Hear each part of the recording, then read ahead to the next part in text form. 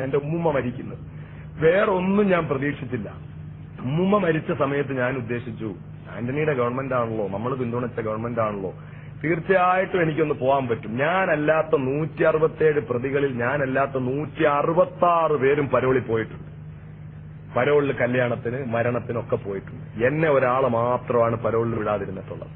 അപ്പോൾ ഞാൻ വിചാരിച്ചു, എന്റെ ഉമ്മായെപ്പോലെ ഞാൻ സ്നേഹിക്കുന്ന ആളെ, ഞാൻ എന്നെ അറസ്റ്റ് ചെയ്ത ദിവസം അവർ രോഗശയ്യയിൽ വീണതാ, പിന്നെ എഴുന്നേറ്റിട്ടില്ല, മരിച്ചു. അവരുടെ മയ്യത്തൊന്ന് കാണാൻ പോകാൻ എന്നെ വിടുമെന്ന് ഞാൻ പ്രതീക്ഷിച്ചു. അതിനുവേണ്ടി കോടതി പറഞ്ഞു, എല്ലാരും പോയിട്ടുള്ളതല്ലേ, ഈ ഒരാളെ മാത്രം എന്തിനാ, ഒരു കാലില്ലാത്ത ആൾ ഓടി രക്ഷപ്പെടുവൊന്നുമില്ലല്ലോ, ഈ ഒരാളെ മാത്രം എന്തിനാ നിങ്ങൾ ഇങ്ങനെ ഇത് ചെയ്യുന്നത്, അദ്ദേഹം പോട്ടെ, മരണപ്പെട്ടതല്ലേ എന്ന് പറഞ്ഞു. പക്ഷെ വിട്ടില്ല. എന്താ കാരണം? കോടതി ഇത് പറഞ്ഞിട്ട് ഉച്ചയ്ക്ക് ശേഷം ആക്കാന്ന് പറഞ്ഞ് ആ ഉച്ചയ്ക്ക് ശേഷം ഇവിടുന്ന് fax message government to government ബന്ധപ്പെട്ട് മെസ്സേജ് ശരിയാക്കി അങ്ങോട്ട് വിടിയിപ്പിച്ചു.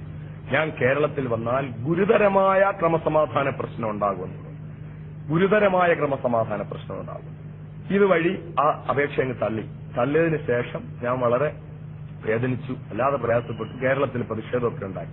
പ്രതിഷേധം ഉണ്ടാവുക സ്വാഭാവികമല്ലേ, PDPക്കാർ മാത്രമല്ല, ഒരുപാട് ആളുകൾ പ്രതിഷേധത്തിനിറങ്ങിയത്. ആ പ്രതിഷേധത്തിൽ മുഖ്യമന്ത്രിയെ തടഞ്ഞു, പല വിഷയങ്ങളും ഉണ്ടായി. ഇങ്ങനെ ഇരിക്കുമ്പോൾ പ്രശ്നം ഒന്ന് സോൾവ് ചെയ്യാൻ വേണ്ടിയിട്ട് എന്റെ വാപ്പ, ഇതുവരെ ഞാൻ ഒരു പത്രസമ്മേളനത്തിനും പറഞ്ഞില്ലല്ലോ, പ്രസംഗത്തിൽ സൂചിപ്പിച്ചിട്ടുണ്ട്, 70 വയസ്സിലധികമുള്ള എന്റെ പിതാവ്, എന്റെ ഭാര്യ സൂഫിയ, ഈ ഇരിക്കുന്ന പൂന്തറ സിറാജ്, ഇത്ര ആളുകളും കൂടെ കുഞ്ഞാലിക്കുട്ടിയെ കാണാൻ വേണ്ടി പോവാണ്. ചെല്ലുമ്പോൾ എന്റെ പിതാവ് പറഞ്ഞ വാക്കുകൾ, കുഞ്ഞാലിക്കുട്ടിയുടെ പുരികം ഇങ്ങനെ വില്ലുപോലെ വളഞ്ഞു എന്നാണ്. എന്നിട്ട് അദ്ദേഹം 2 കാലും എടുത്ത് മേശപ്പുറത്തേക്ക് ഇങ്ങനെ അങ്ങ് വെച്ചു, കസേരയിൽ ഇങ്ങനെ ചാരിയിരുന്നു. എന്നിട്ട് സിറാജിനെ അങ്ങോട്ട് തട്ടി കയറി.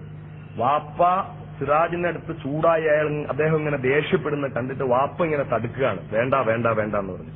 അവസാനം അദ്ദേഹം സിറാജിന്റെ അടുത്ത് കാലിങ്ങനെ പൊക്കിയിട്ട് ഒരു രോമം ഇങ്ങനെ പൊട്ടിച്ചെടുത്തിട്ട് വന്നു, ഇതാണടാ എനിക്ക് നിന്റെ PDP മദനി കേട്ടോ എന്ന് പറഞ്ഞ് ഇങ്ങനെ കാണിച്ചു. എന്നെ ഒരു ചുക്കും ചെയ്യാൻ നിന്നെ കൊണ്ടും അവനെ കൊണ്ടും പറ്റില്ലടാ എന്നും പറഞ്ഞു. സിറാജ് ഇവിടെ ഇരിപ്പുണ്ട്. എന്റെ പിതാവിനെ പറ്റി എനിക്കറിയാം. അദ്ദേഹം ജീവിതത്തിൽ വളരെ സാത്വികനായി ജീവിക്കുന്ന ഒരാളാണ്.